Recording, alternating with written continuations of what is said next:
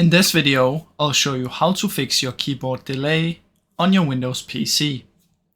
First, you want to check if you have a Windows update, so just search for Windows Update and check in here by clicking Check for Updates. After you've done that, come over here and search for Access and find Ease of Access Keyboard Settings.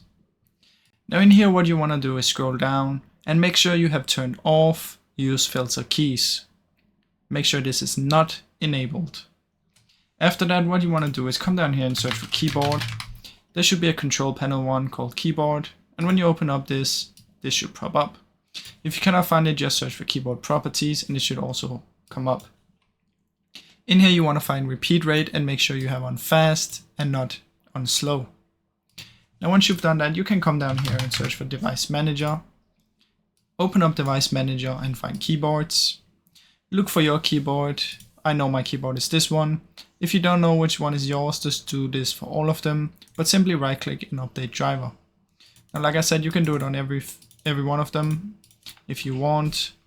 And once you've done that, if it's still not working, what you can do is right click, uninstall device, and then click Action and scan for hardware changes, and it's gonna reinstall your keyboard.